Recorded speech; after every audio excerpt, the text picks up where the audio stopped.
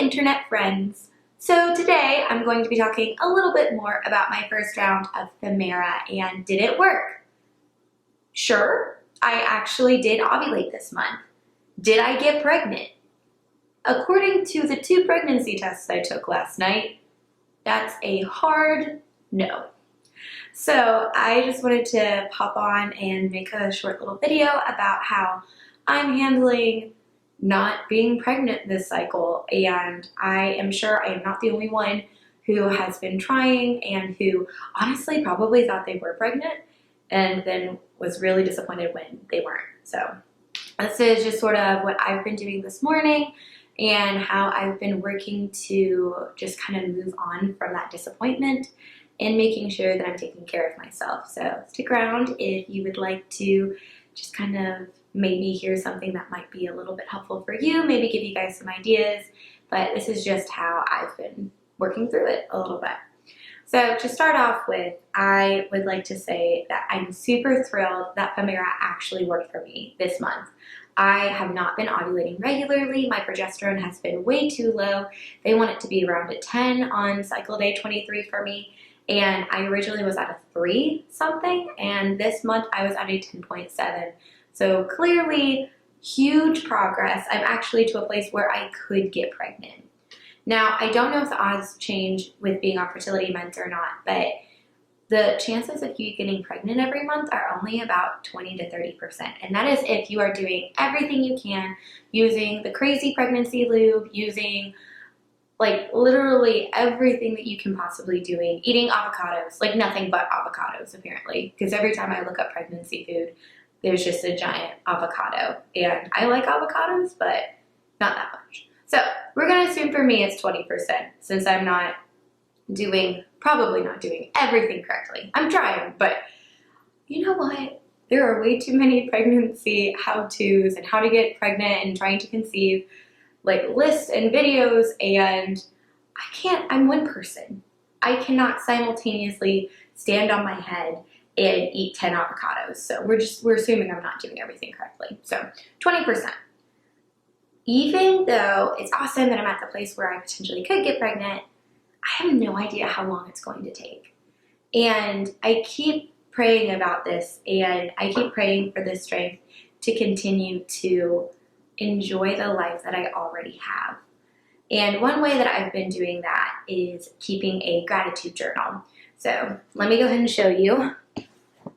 This is my gratitude journal. I've been keeping it for honestly probably about 2 years, and I would start it and then I would stop it, and I honestly don't know why I ever stopped because it is such a beautiful way to remind myself that I love the life that I already have.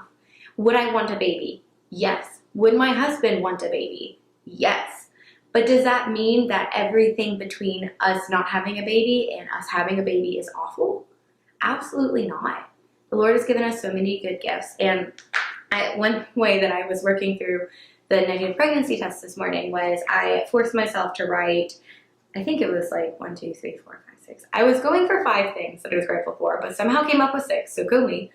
And it just kind of got me into this mind space of there's still good things even when I'm sad about not being pregnant.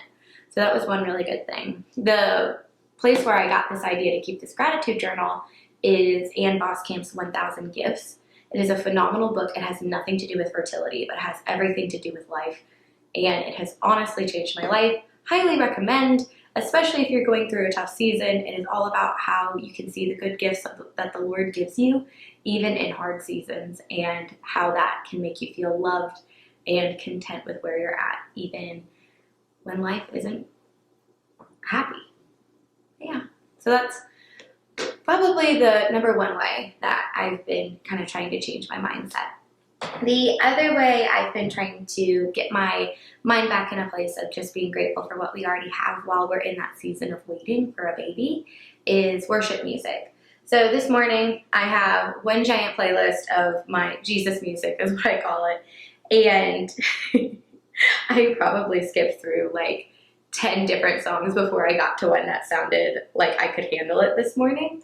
And that's just because honestly, like I was not in a mood for pump up elevation music, and I love elevation, music, but I was in a very sad place. I just found out I was not pregnant, even after I had been nauseous for 2 weeks and my boobs have hurt, and I had all of these, honestly, so many pregnancy symptoms, which is probably just because of the higher progesterone my body's not used to.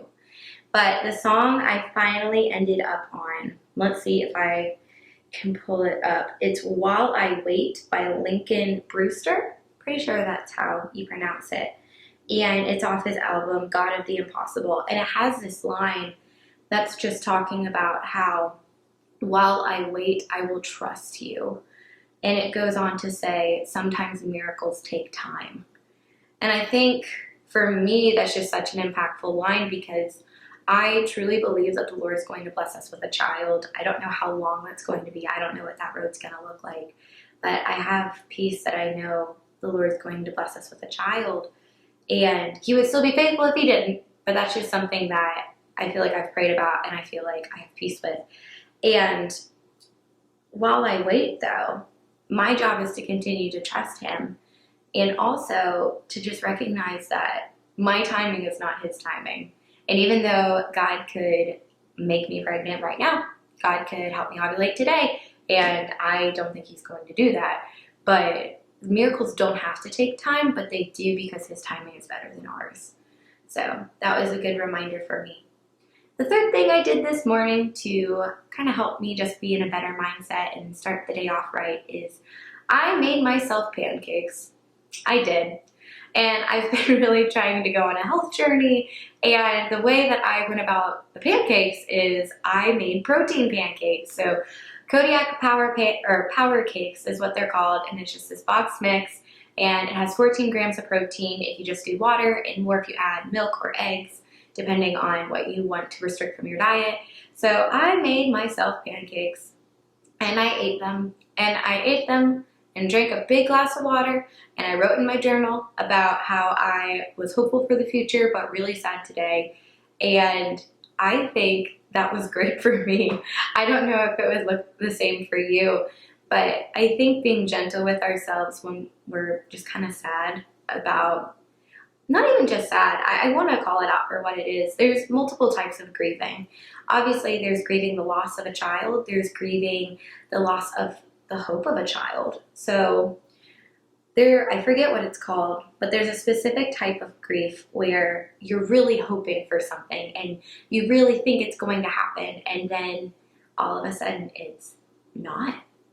And that's a type of grief too. So I don't want to belittle anyone who is going through any traumatic situations with pregnancy right now. But I do just want to call out to all those women who are really trying right now and might have thought that they were pregnant and found out they weren't, that we're allowed to grieve through that process too. Not wallow, but grieve. And allow ourselves to feel those emotions and pray through them and talk to the Lord really honestly about them. So anyways, I hope this video was helpful for some of you, and if you have any tips or tricks, feel free to leave them down in the comments, and I'm just going to be sitting here waiting for my period to show up so I can call the doctor for my second round of Femara. We're going to try again next month. Best wishes, guys. Love you. Bye.